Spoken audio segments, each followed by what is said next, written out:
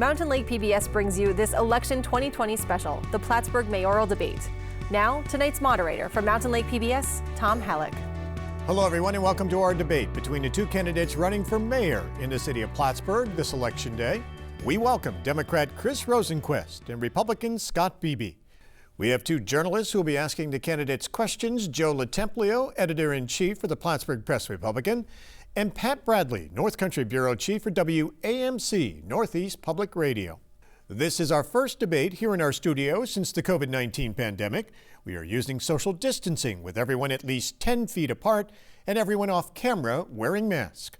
Random draws have determined the order of the opening and closing statements. The ground rules: the candidates have 90 seconds to answer questions, 30 seconds for rebuttals. We begin with opening statements and Chris Rosenquest. Oh, thank you, Tom, Pat, and Joe, and to the team here at Mountain Lake PBS, and thank you to my opponent, Mr. Beebie. My name is Chris Rosenquest. I'm a downtown business owner, county legislator, and public servant. I'm also the Democrat and Working Families Party candidate for mayor. Over the course of this campaign, my opponent and I have talked about much of the same issues. Among other things, we've discussed the need for the city to increase revenue through tourism. We've offered our take on the Durkee Street development, and we've also expressed our concerns over the relationship with the town. But the difference between my opponent and I is that I haven't just been talking about these things. I've offered a plan for Plattsburgh, which outlines how we can invest in those resources to generate revenue. It outlines steps towards community-driven development throughout our entire city.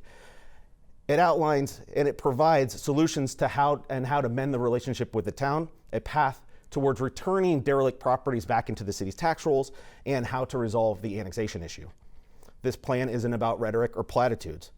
It's a path forward towards progress and fulfilling the potential of our city that we have just begun to realize.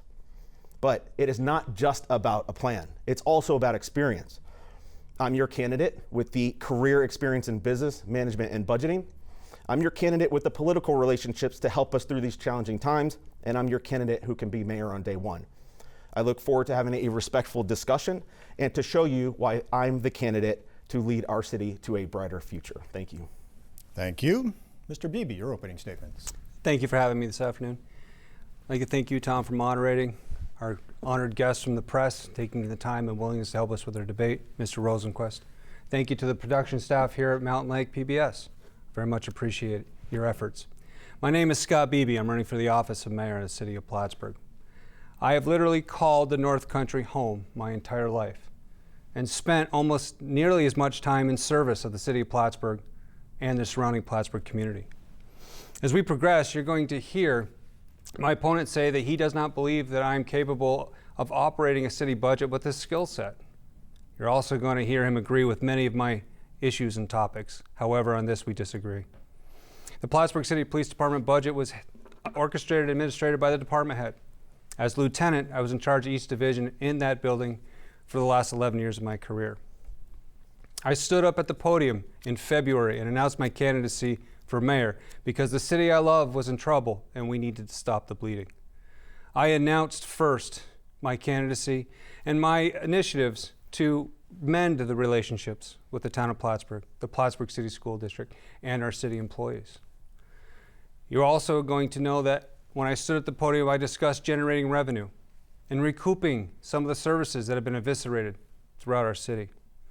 Our city's in trouble and it is bleeding, and all I saw was an administration willing to continue the cuts. This is why I decided to run for mayor of the city of Plattsburgh. Thank you. And now it's time for our questions, and our panelists. Pat Bradley has the first question, and it will go to Mr. Beebie. Pat? Mr. Beebie, you have both in your opening statements mentioned the economy of Plattsburgh and budget cuts. Every community is facing potential budget cuts and a severe restriction in their economy, in part because of the pandemic and the fact that the federal government so far has not agreed on a aid package at all. The city of Plattsburgh itself has initiated a hiring freeze earlier. They furloughed dozens of employees this summer. More recently, the Common Council voted to cut the proposed mayor's budget by 10%, the 2021 budget. That would be about $2.5 million.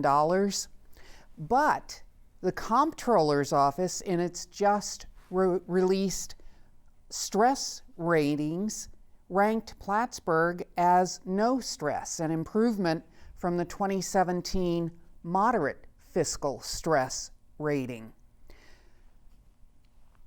Kind of two questions here. Do you believe that the recent cuts were warranted in light of the fact that Plattsburgh is now listed as no stress?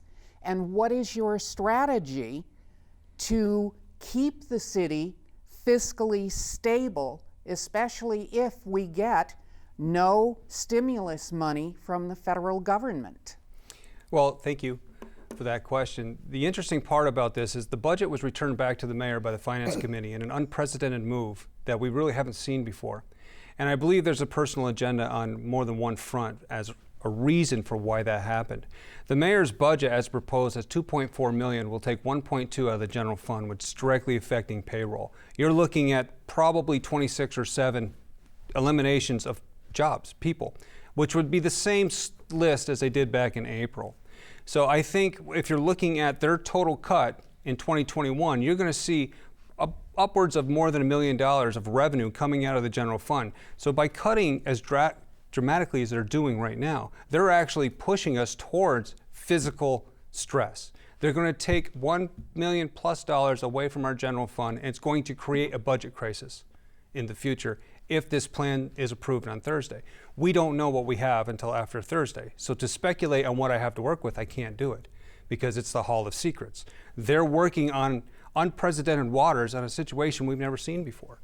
So we have to wait and let the process happen. But if we remove all that money, there's no money to generate interest in the city of Plattsburgh.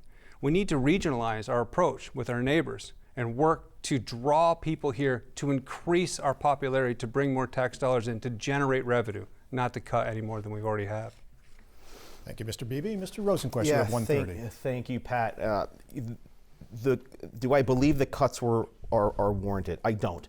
The initial budget that came out, again, I agree, it was unprecedented, way earlier than it was expected to come out. It still outlined that we were going to have some level of surplus, some level of money that was going to be put back into the city coffers, even not considering the number of cuts or the number of backfills that were not going to be filled moving forward. But now we're looking at a different scenario where the budget did go back to the mayor, still unprecedented, I agree with that. But on the last Common Council meeting, my call was to reinstate that initial process where the council meets with department heads in a public setting so that we can have a community dialogue so that the department heads can justify their budgets moving forward, and then we can have more of a solvent budget going into 2021. Something that is a lot more transparent than what has been happening. The strategy to move forward or to keep the city fiscally stable, the way that I look at it, there are two things. There are regional partnerships. I'm very close friends with Supervisor Cashman and many of the board members, as well as the finance chair. I initiated and helped initiate a conversation for countywide shared services, reinstating that process and looking at opportunities for shared services between our communities. The other thing is I had very many conversations with city employees that find there are efficiencies that can be built into our internal processes. So digging into those some more to realizing some financial stability. Thank you, Mr. Beebie. I think the budget crisis that we're facing has to do with the perception of the people who are presenting it to us as a community.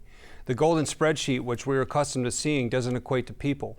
It equates to agendas that are being presented to us, and we have to take at face value what they're presenting. I believe if you look underneath the veil of secrecy, you're going to see that we have $866,000 to the surplus, and we're not nearly as poorly set up for the future as you would be led to believe. Mr. Rosenquest? The process right now has lent itself to a lot of speculation on what types of cuts we're going to get. I certainly don't, and I'm certainly not banking on direct unencumbered federal aid to the municipality at this point. But I also know from the county's perspective, where we initially projected a 20+% cut in sales tax, we're only now looking at a 9% cut in sales tax. So looking at it from that perspective and taking steps towards the reality of the situation is way more responsible for us than trying to speculate on what might happen. Gentlemen, thank you. Our next question will come from Joe LoTemplio. It will go first to Mr. Rosenquest. Joe? Thank you. There's always a balance between the money you have to spend to run a government and the money you have to spend to attract people to your community that maybe doesn't produce revenue. There's been a lot of talk about the Crate Center, the beach, and the City Rec Center. Both need work, especially the Crate, and they've been closed since March due to the pandemic. If elected, would you eliminate one or both of them? Or if not, how would you work it? Yeah, certainly part of the concern in the beginning of this administration were deep cuts to our recreation department, and that has impacted both programming for youth programming and senior programming, and something that I'm passionate about reinitiating that process, and reinitiating that process in partnership with the town of Plattsburgh. Talked about shared services and shared opportunities for growth. Recreation is a low-hanging fruit for our community to work together and find that cohesive balance between programs that we can run in the city in partnership with the town and with the county. So looking at recreation as a holistic piece. The other part of that is having the YMCA play a role in this. They have been actively looking at opportunities to expand their services, especially with the rec center closure and now CVPH Wellness Center closure. So looking to partnership with them to figure out, can they take part of the responsibility of renting some of those facilities.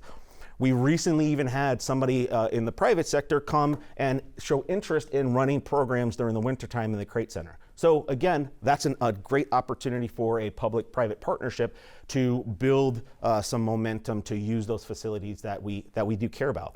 In terms of what we do with that in the future, I think there needs to be a long-term goal. I don't have a really clear understanding of what that long-term goal is, but right now it's baby steps into reinitiating funding into our recreation department, creating programs for seniors and youth, and finding partnerships to use those services and use those resources that we have. Thank you. Mr. Beebie, a minute 30. The Crate Center, the beach, and the recreation center on the Oval, their condition saddens me. They've been allowed to deteriorate because we have not paid any attention to them, to the point where even if the pandemic wasn't here, they probably would have been closed. So what has happened? We've taken opportunity away from recreational opportunities from our youth programs, athletics. We've taken quality of life issues off the table. We have no draw right now to help developers and investors come to Plattsburgh because we have nothing for them to do. We have a beach that is on a lake that is absolutely gorgeous and one of our most natural resources, and we can't even open the doors to the bathrooms because they're in such disrepair. We can't play soccer on the indoor field because the water drips on the field and they have to use trash cans to cover it. Public partners with the public and private partnerships with us are the way to progress going forward. But we have to have a much more sustainable approach. The soccer program for which my opponent just mentioned, I understand it's a 2-year deal. And I've spoken to the gentleman who's fired up to do it. Great, I'm all in. If it has to do with youth, it has to do with recreation, it has to do with extracurricular outdoor activities, sign me up. However, we cannot allow this type of declination of our properties to continue. We are losing the battle because we're not investing in our future. And in order to bring people here to look at us, we need something for them to do, which is quality of life, which I've been preaching since February. Part of the plan for Plattsburgh does highlight how do we leverage our natural resources to generate revenue. And part of that is investing into our beach. Looking back when the Chamber of Commerce, a close partner with us, with me, over the last 5 years, when they developed the Destination Master Plan, it did highlight using those resources, using the beach to generate revenue. Some development on the beach and some development throughout the city to generate revenue, to attract business, industry, and tourists. And so looking back at that plan, reinventing, revising, and re-implementing that plan is certainly on the table.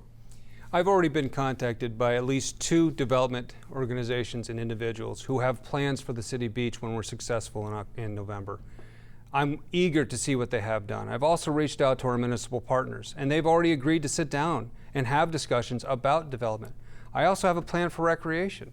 I have a plan to set up recreation, much like the public library, and have a board with a director and have people come on that board so they can run their own programs and be self-sufficient, much like the public library. We put money into the board, let the board run the programs. They could be self-sufficient within a couple years.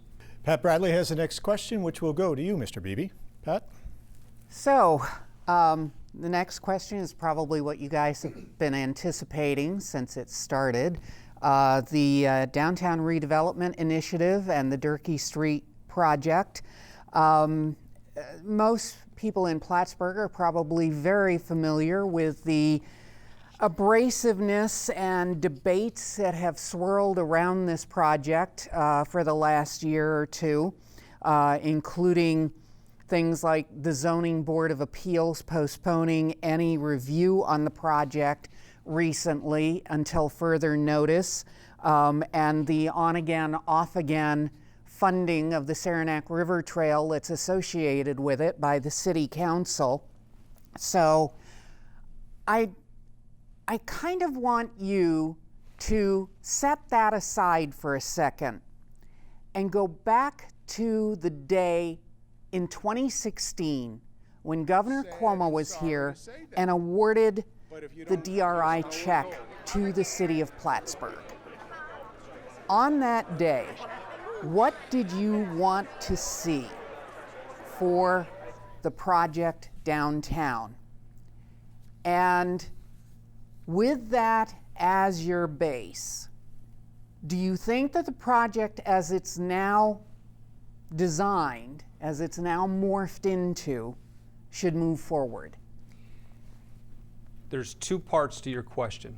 The DRI in itself, in its inception, was a $10 million gift, if you will, through the state of New York. It was something that was awarded under a different administration that's currently here.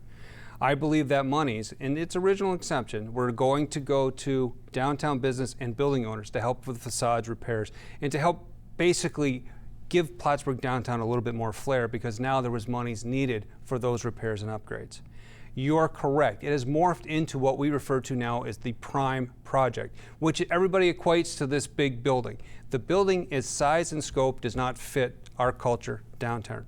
During my research, and all the members of the downtown region, business building owners that I have spoken to, I've not found a single person in favor of this project. There's been a lot of bait and switch, a lot of betrayal, a lot of not being listened to, as reported to me by the business and building owners. They were promised a parking solution that didn't arise. They were promised different things about green space and having the options of an arts quarter, which again did not show up.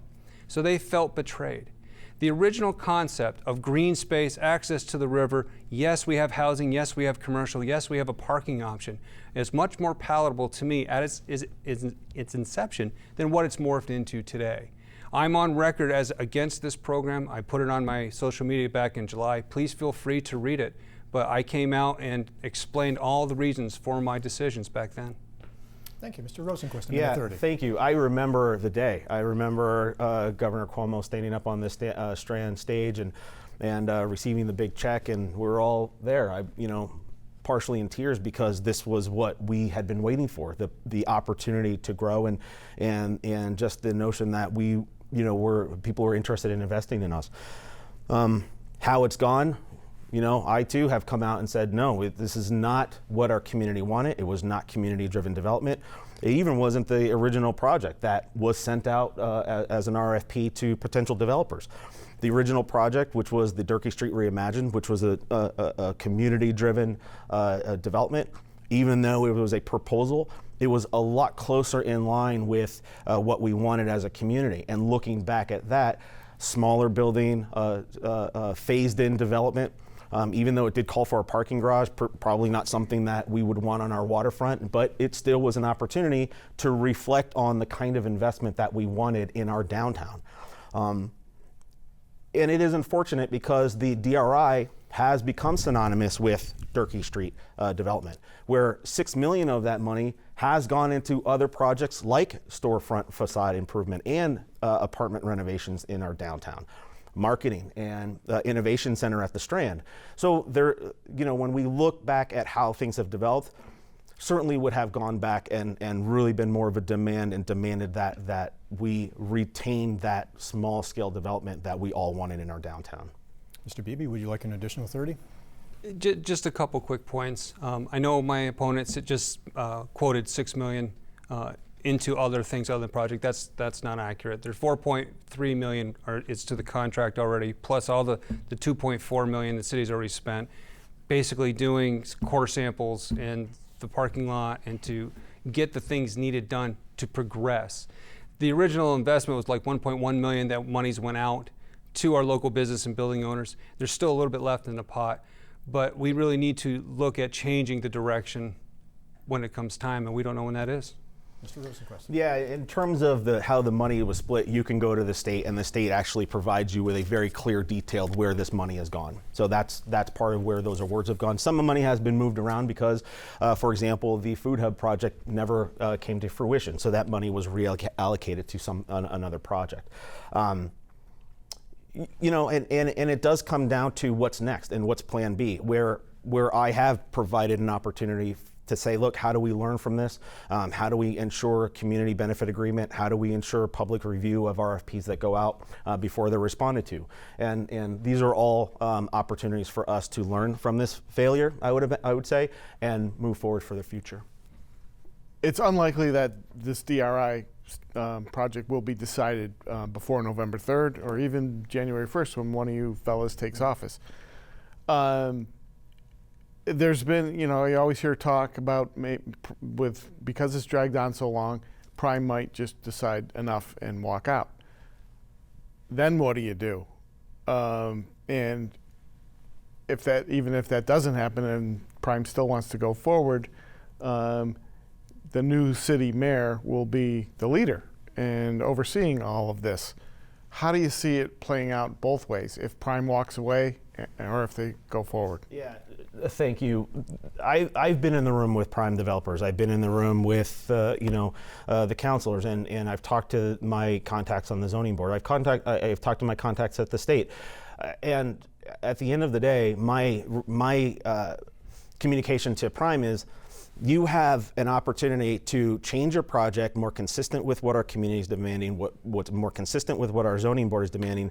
And if that doesn't happen, then you have to understand, that project is not going to go forward. They have made changes. Well, they have made changes, but those changes still are not consistent with what the zoning board and what our community is demanding. So it's, in my mind, and as I've communicated to them, it's not sufficient. They need to change their project to be more consistent with our zoning board laws and what our zoning board is demanding and what our community is responding to. Short of that, I don't see that project moving forward. If they don't change anything, if nothing changes on that project, I don't believe that the zoning board will be able to pass or will want to pass, and I agree with that. I don't think they should. So what's Plan B? I have reached out to local developers, and I said, look, for us to ensure, one, we keep this money, let's come up with a Plan B now, just in case, and let's leverage our local developer and our local developer skill set. Let's engage those people. Let's propose a project, a smaller scale, more closer to the Durkee Street you imagine, a smaller scale housing development, and continue to develop and plan on developing the Arts Park and the Greenway to the Saranac River Trail. I think that would be a solid Plan B. You're diving into a huge unknown. There's a proposed law right now that they're going to have a public hearing on October 15th. If that law were to pass, that's going to give more power to the city to press forward with this project, as unpopular as it currently is. So to sit here and tell you that I know what's going to happen prior to this law working itself out, I can't. I also don't have a seat at the table. I don't know what tomorrow looks like because we don't know what's going to happen. The plans are not approved. The pilot's not approved. I will tell you this, there is resentment upon local development that they weren't afforded an opportunity to bid on this project. There's plenty of local business people who could have built this project if all we were looking at was apartments and commercial. They've already done it. The process is flawed for how we got here. So how do we move on? We don't know. We have to look at the amount of money that's expended. We could lose up to $2.4 million instantly. We don't know what the law is going to do on April 15th. There's also a push from the city to circumvent zoning and planning. So we need the additional information before we could set a path forward to help resolve this current situation. In order to do that, we need more information than we have today.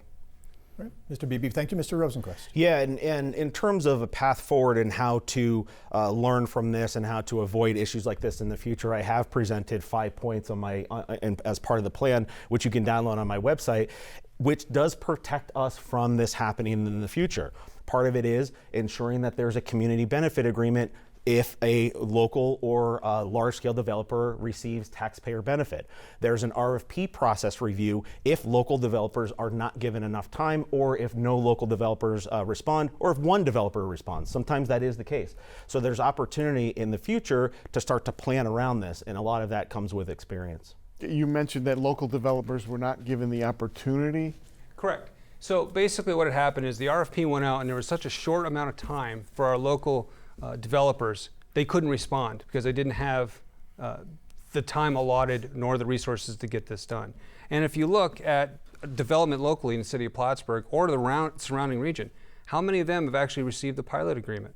How many of the developers like Mr. Kennedy, Mr. Musso, Mr. Zukowski, who've built hundreds and hundreds of apartments locally, how many pilot agreements have they had? How many times have they had the opportunity to apply for that? My suggestion would be 0. So you have to look at the talent we have here and the process and how we got to this spot. And to say that there's a learning process and a plan in place, we don't have any idea what the curveballs are. If you narrow yourself down a single lane, you can't have any room for contingency. So we need to let this process work out. We need more information before we can jump on either way to answer your question, because I just don't have all the information because it's not available to us yet. Mr. Rosenquest, would you like to weigh in? You know, part of it is, as somebody who represents part of the city of Plattsburgh and this area downtown, and being intimately involved, being in the room and understanding the issues, that's why I'm presenting this opportunity, presenting this plan moving forward. A lot of this has been me having these conversations with local developers, having the conversations with ESD and with our council and our board and our planning board, and understanding the nuances of how to protect our community, how to protect local developers, how to protect our resources, whether it be tax dollars or tax abatement, and making sure that moving forward, we do have a clear, concise, actionable plan so that we can protect and continue development, because that's what we want. It's everything that everybody wants is to continue development. We just want to do it the right way and responsibly and community driven. Pat Bradley has the next question. It's not just the mayor that is making the decisions on this. The city council has also been approving these plans, and they have been supporting it for the most part all the way through. So how do you plan to deal with a council that have been supporting the current iteration of this plan? Well, it first starts by having articulate, respectful conversation. And so one of the things I'm going to bring back to the office is respect, dignity, and humanity. And in order for us to progress as a government, as an entity leading our community, we have to coalesce and work together. And in order to do that, we have to find common ground. We don't know how the plans are going to be approved at that point. We still have a few months. But we need to sit in a room and evaluate what's best based on all the information available and a current litigation that's pending against the project by the PCC. So we may not even have an option for multiple months based on the lawsuit that's pending. But it starts with having a cohesive, articulate conversation, getting to know one another, reaching across the aisle and working. And that's one of my mainstays of my platform, is the approach and priorities that I've suggested way back in February, is bringing humanity, dignity, and respect back to the office. So it's incumbent upon us to work together. We need to get the facts. We need to get past the litigation, and we need to look at a cohesive picture with our legal team to make sure that we're not making any mistakes and then press forward at that point. I think this comes down to relationships and the relationship that you have or you're going into that office with. Part of those relationships that I'm bringing are relationships with the council right now, and as divisive as this project and this process has been, there still is a drive to do what's right for the community, and they know where I stand on it. And I'm not running against the council, and I've made it clear to them that my position on this is my position. I will criticize the process. I will make sure that in the future this doesn't happen again, and to ensure and put plans in place that this doesn't happen again. and also leveraging those relationships with ESD so that we can, coalesce around a solid plan and then move forward, whatever that might look like. I think a lot of this is relationships, and the relationships that one of us can bring to the office that will be more effective. And the question then comes down to is, when you have a divisive council, because not all members of the council agree, how do you bring that cohesion to that office? How do you bring cohesion to that council? And making sure that when we do make decisions, we're all on the same page. That's what this comes down to. So making sure that those relationships are solid, and also knowing the process, knowing the players. And again, somebody who has been intimately involved in understanding the nuances of it, I can bring a little bit more of knowledge to this office, as well as a plan that is solid and can actually move forward. I've spent 30 years servicing the city of Plattsburgh. I have intimate knowledge of all the players, all the city employees, and the process. So understanding and developing relationships is a mainstay of what I've been doing for 30 years. It's already been documented. There's nothing behind the scenes. It's all for everybody to see in public view. So in order for us to move forward, to indicate relationships, who's better at doing that than me? I've been proving it and doing it for 30 years. And I would just say, part of that relationship building would be somebody in the room, or somebody who is under intimate understanding of how process works, or how things work in government, or how things work in development, or how we can move forward with this project, or at least be able to provide a path forward or a plan for how to move forward. And that's, when we look at what we're expecting from candidates, I think that's expected from both of us. We talked a little bit about the budget and the move to trim from the mayor's plan. A lot of the talk has been that a lot of the cuts would come from public safety, police and fire. Those two departments are, I think, probably the two most expensive departments in the city. They both have strong unions. Like I said, they are expensive, but obviously they're necessary.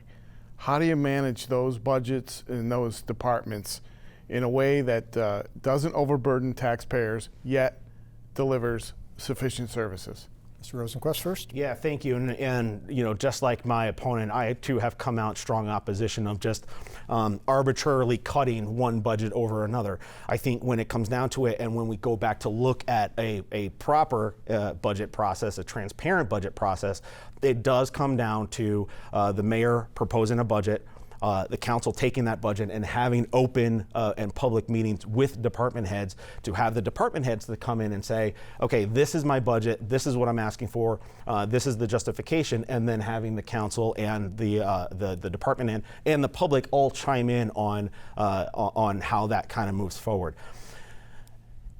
Going back to conversations I've had with city employees, it's pretty clear that those people who are on the ground can propose some level of cost savings in terms of efficiencies in doing their work, planning projects, and how to leverage external resources in planning projects. So rather than, in my mind, rather than just saying, okay, well, we're going to not backfill staff, we're going to completely cut off those open positions, and that's going to realize some expense savings, and then looking at some type of investment in the future, which we do want to do. There's also an internal process for us to go through to say, are we being the most efficient that we can be as an entity? Given my career experience in business and business consulting, that's what I do, right? So for me to go in and to understand the processes and to make suggestions in partnership with those people who are doing it, I think that's the opportunity for us. Thank you. Mr. Beebie, 1:30. In relation to emergency services, I speak police and fire. If we look at the police department right now, I believe if you look back several months, you're going to see an agenda already in play. You're going to see multiple positions that have been removed from the police department going back to April, including all the dispatch positions which were furloughed, which means all of our community service, our juvenile officers, people we put out into the streets and a different mission have to be pulled in because there's no funding for them. Our SROs have been eliminated due to lack of contract with the city of Plattsburgh. Our Plattsburgh housing officer is already in question because of that contract with PHA. There's no lieutenants. The parking enforcement officer has been told her job's being eliminated. And if you look at the potential for the cuts after this Thursday's meeting, I believe those dispatchers are on the hook again. So the defunding of a police department's already happened. It's in progress right now, and it's an agenda of the administration. As far as the fire department goes, they have 36 men. 4 of them are brand new, and they're looking at retirements that are not being refilled.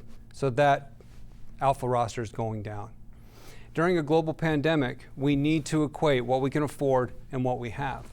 Right now, that's not the thought process. There's an agenda at play that benefits our current administration, and taking it out on our public services is what's happening. I understand the city manager and a mayor have to live and die by a budget, and I certainly hope that nobody actually dies because of a cut of a budget line item and an essential service is needed and it's not there. Our next question comes from one of our viewers sent in by email, a gentleman who lives in Plattsburgh. He asks if you believe that having middle to upper income people living downtown is essential for invigorating the city's economy. He asks, if so, how would you do it? If not, what specific things will you do instead to improve the city's downtown and the economy? Mr. Beebie, we begin with you, 1:30. I don't believe it's essential. I believe it would be helpful, but not essential. We have over 30 vacant storefronts right now in our business district downtown.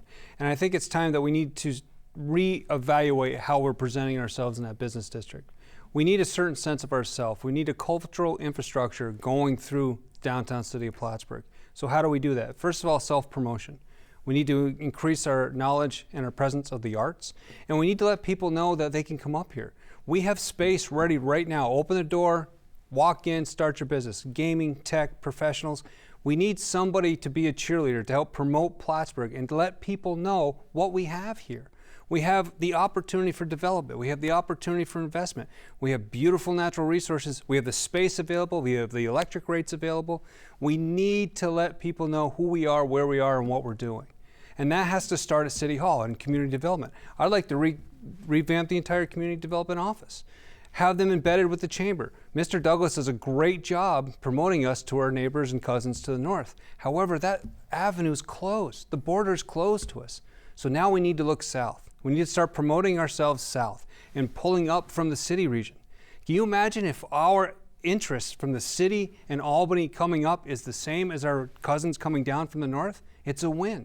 So if we're going to redevelop after this pandemic, let's do it better. Let's look at both avenues, redevelop, promote ourselves as a region, and make it better. Thank you. Mr. Rosenquest, 1:30. Yeah, thank you. As part of my role as a county legislator, it's clear to me, looking at not only in the city of Plattsburgh but throughout the region, we are in a housing crisis. The last study that came out showed a 2 to 3% availability rate for housing in our community, which essentially means we don't have enough quality housing. We don't have enough housing to go around, and lack of housing definitely stymies jobs. It stymies people moving into our community and community growth, as well as economic development in our downtown and throughout our entire city when it comes to spending money in our city. So to address this, I don't believe that it's required to have middle to upper income housing downtown, but it is required to have housing downtown and housing closer to our center city. So we look at, going back to the Durkee Street Reimagined and smaller unit development downtown. That's also a path forward, hopefully. But then also taking a look at all of the number of derelict and zombie properties we have in our city, leveraging the county land bank and reintroducing those properties onto our city tax rolls. I've spent the last 5 years in partnership on the Strategic Tourism Planning Committee with the Chamber of Commerce. So when it comes to the expertise of bringing tourism here, as well as looking at internally and within the city, how can we promote our businesses here to the people who live here, and that is and has been the opportunity that we've taken as partners with the chamber. Well, I would suggest that the word housing crisis could be modified to a specific rent set.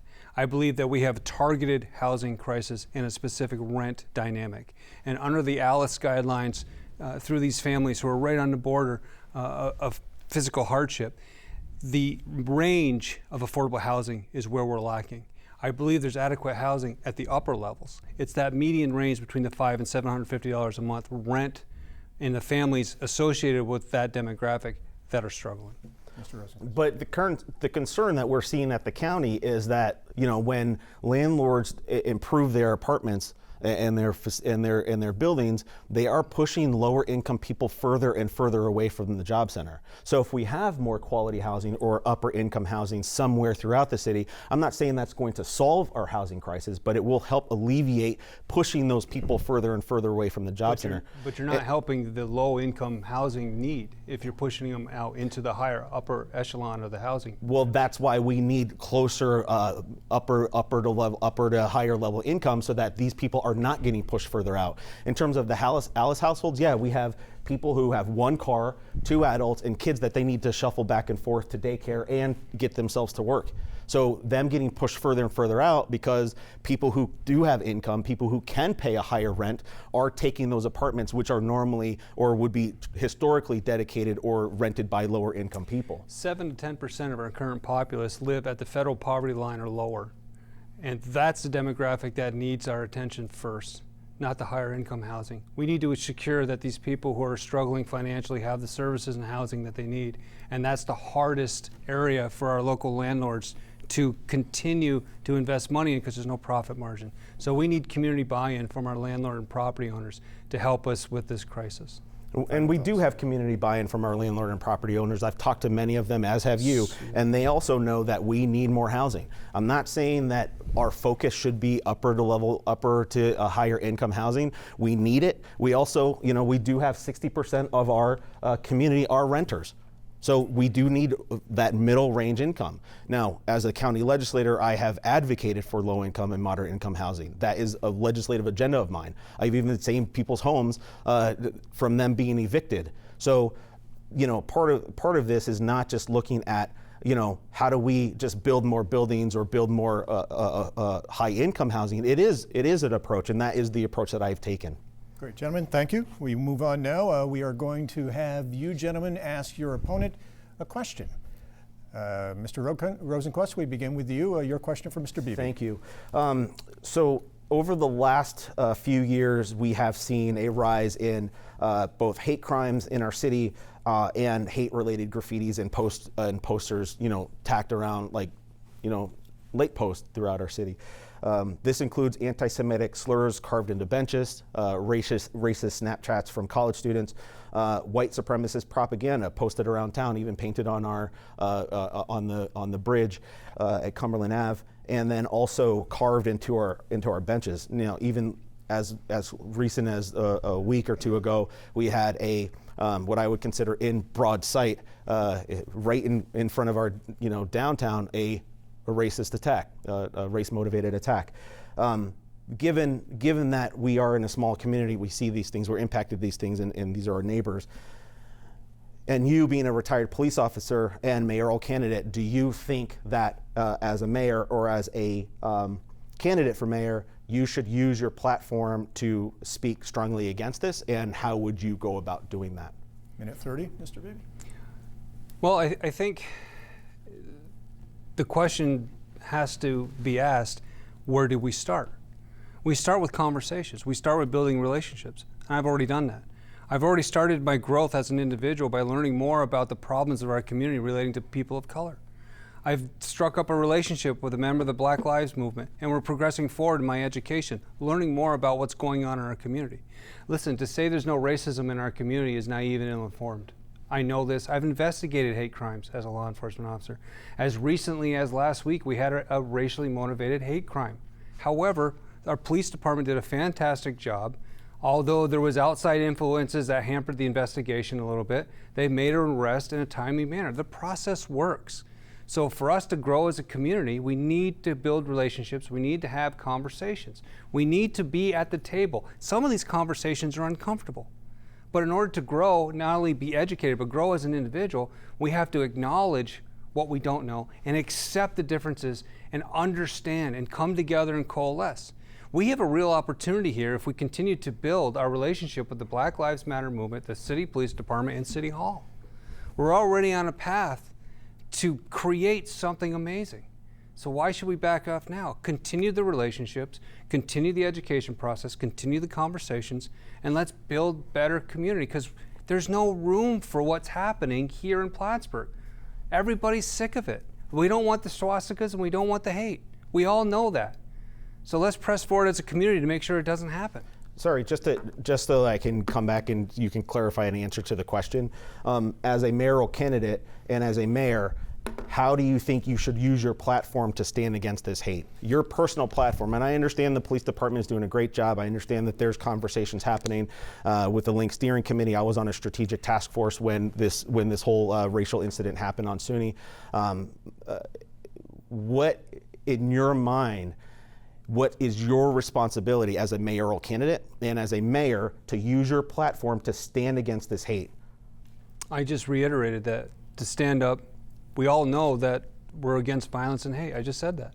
The problem is we don't have a mechanism that you're explaining to help combat it, and I am.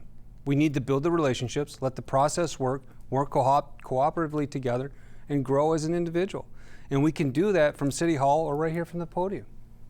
Mr. Beebie, your question for Mr. Rosenquest. Thank you. It's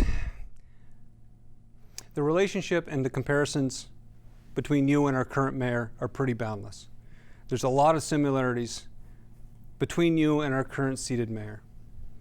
One of which is you're willing to advocate your position and violate the oath of office that you took for the constituencies of your area. You took the oath of office in January for your second term, and several weeks later you announced that you were leaving to seek a city office. So my question to you is, you've already went on record saying you had an epiphany, set a stop sign to do something more. So I want to know what's next. What's on the agenda? What's next? What's your next epiphany going to bring you, and what seat is it going to guide you towards? Are you referring to a political Yes. seat? You know, I moved home in 2013 and I ran for mayor. A lot of the rhetoric that you are espousing right now is the same thing that I heard from other people. Chris isn't going to stay here. He's moving on to other things. If he loses, what is he going to do? And quite frankly, I'm one of the only mayoral candidates, Jim Calnon included, who lost an election and stayed in our community. My intention for being here, it was always to stay here. The reason why I haven't left a legislative position, it would be putting what I would see is an undue burden on creating another special election for the city of Plattsburgh, which is not necessarily something that's needed. And also, I do have an obligation to play out my term as long as it goes. So that's one of the reasons. The other thing, Scott, is, you know, I understand that there's a concern about, you know, me and Colin, and again, this is something that I only hear from your campaign. Me and Colin are not the same people, and I think people know that, and we decided that in July. And in terms of experience and concern for being similar or same, you know, Colin is a really smart person. He had a great career in economics and teaching. You're a smart person. You had a great career in public safety. But the similarity between you two is that you're going into this office with no management experience.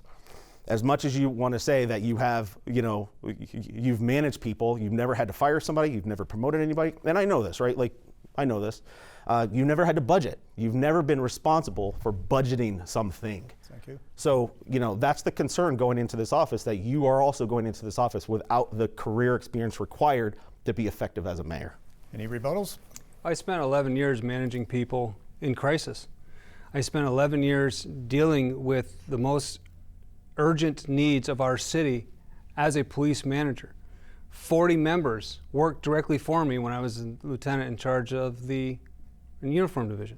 Not to mention the fact that I worked in every facet of the Plattsburgh City Police Department budget, depending on what title I held at that time. So your assertions really don't hold water, and the fact that a county legislator came into our city prior to you didn't work out so well for us. So you can obviously see our apprehension to have another one trying. And I think, you know, Scott, when it comes down to it, management is not supervisory. Management means you hire people, you fire people, you reprimand people, you promote people, and you might have supervised people, but that was not your role. You never had management experience. You don't have budgeting experience. You may have looked at a budget, but you never said, this is the money I need, this is the money I'm managing. That was all done by your superior. No, I appreciate your experience. I appreciate that you've spent 27 years in a career. But when it comes down to it, going into a mayor's position with no management experience and no budgeting experience is a concern that we have, considering we've seen the last 4 years of somebody in that office with no management experience as well. Gentlemen, thank you. Pat Bradley has the next question. The Saranac River Trail is not necessarily on all of the voters' radar, but it is an important budgetary consideration for the city.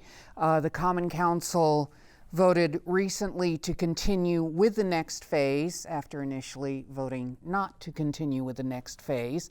But that next phase will double the trail's length, add 2 pedestrian bridges, and the cost is up significantly to more than $3 million.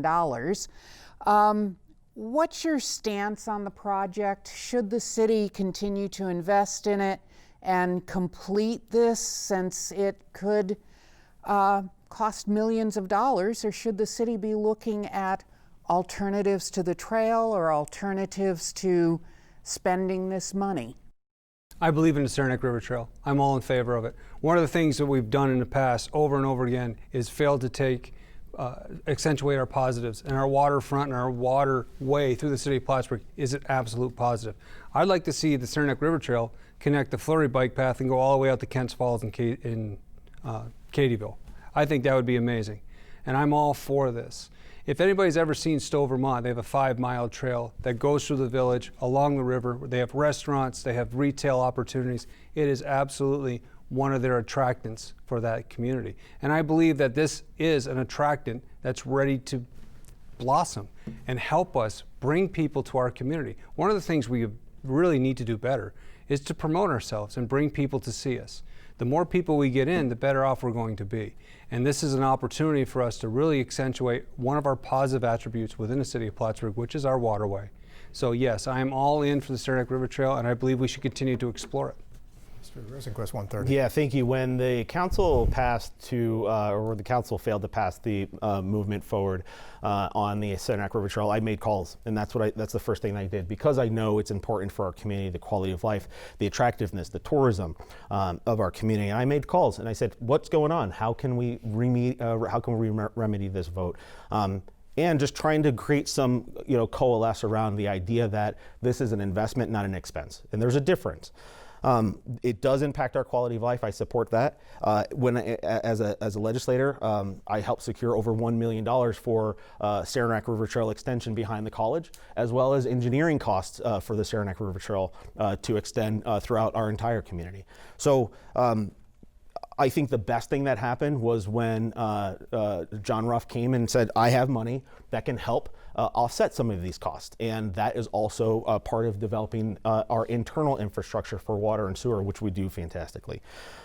Ongoingly, yes, I am 100% in support of developing this trail. I truly believe in trails, bike paths, transportation issues, as well as public transit and safe roads, and I believe this goes along with that, as well as adopting a complete streets legislation within our city. And I think this is the whole part of making ourselves more attractive, making ourselves a more livable community, and increasing our quality of life. This is our final question. It will come from Joe LoTemplio. I've covered City Hall in one form or another since 1986. There have been 8 mayors in that time.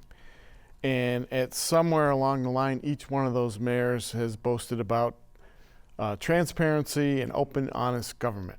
What would your approach be to transparency in government, and how the council can deal with department heads? Yeah, thank you, Joe.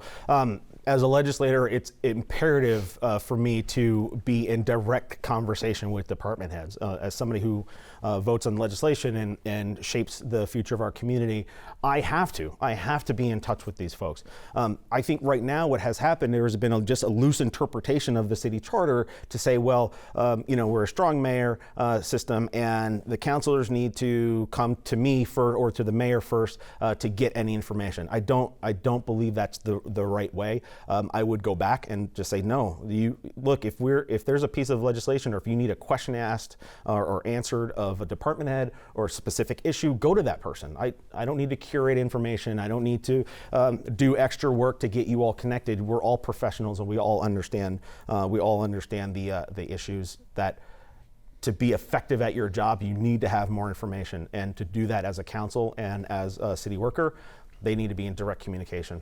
Mr. Beebie, 1 minute. It's imperative that we let our department heads lead the agencies for which they are experts in. In order to do that, we have to take away the barriers for effective communication. If you were to send an email right now as a council, it has to go through the mayor's office, his assistant, to him, back to her, to the department head. How many barriers or effective communication exist in that mechanism? The one thing we need to do right out of the gate, take the barriers away. Let the men and women lead the agencies that we've hired them to lead, because they're experts in doing just that. It is time to increase the amount of communication that goes through our department heads and City Hall. As far as transparency goes, just because I can watch you on YouTube doesn't mean you're transparent, okay? How many times have we seen council present resolutions that are on the agenda and then vote on them on the same night without any precursors? That practice has to end as well. So we need to increase our transparency and decrease the barriers for effective communication, and that starts on the first day. All right, thank you, gentlemen. Time for closing statements. We begin with Mr. Rosenquest. Well, thanks again, Tom, Pat, and Joe, and to the team here at Mountain Lake PBS, and to my opponent. I'd also like to thank Tracy and Miles and all of our close friends for everything and all your patience. I love you, and just thank you for everything. It's meant a lot. Again, my name is Chris Rosenquest, and I'm asking for your vote. Your vote in this election will help shape the identity of our community. It will set the tone for growth, development, and progress. It will also determine how quickly our town and our city can mend the division so that we can start growing together. Our city is at a crossroads. A lot of you I've spoken with, you want progress. You want to see our city realize its potential. And you want a mayor who has the skills to manage day-to-day operations, and a mayor who has the relationships to represent us at the city, local, state, and international stage. And we deserve this. We deserve to grow and to be attractive to business, industry, and tourists. We also deserve to have a great quality of life, lower taxes, and a mayor who can accomplish all of this. I'm the candidate who has presented you with a plan to accomplish this. I'm the candidate who has the career experience in business and management required to do this. And I'm the candidate who has already developed those local and regional relationships to accomplish this. I'm the candidate who can be mayor on day one.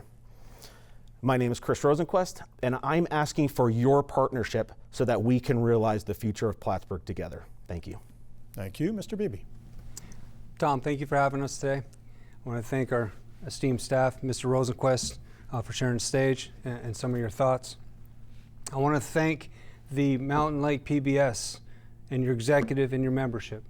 Thank you for having us, and more importantly, thank you to the viewers who are watching us, to taking your time out of your busy schedule to come view and look at what we're doing.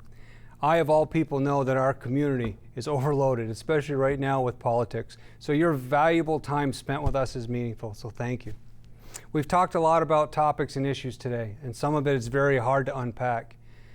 However, there's one thing that's absolutely certain. Our city is in crisis. I spent 3 decades working in emergency services, and I excel in crisis. The conversations we must have to be reparative and have to include all of our members of our community, even those that have been marginalized. We have to look to better ourselves in the future. I have spent an entire life here. I have been raised here, went to school here, married here, raised my family, and built a career here. Our city is in crisis, and we need to stop the bleeding. I can take my lifelong experience not only as a resident, as a taxpayer, as a career employee. And I could correct that crisis starting immediately. And that's why I'm the best candidate for November 3rd. So thank you. Gentlemen, thank you. Our thanks to our candidates, to our panel, to our official timer, Susie Johnson with the League of Women Voters, and to you, our viewers, for watching. And please vote on Election Day, Tuesday, November 3rd, if not before, using early voting or mail-in ballots. The Board of Elections has details. For all of us at Mountain Lake PBS, I'm Tom Halleck. Thanks for watching.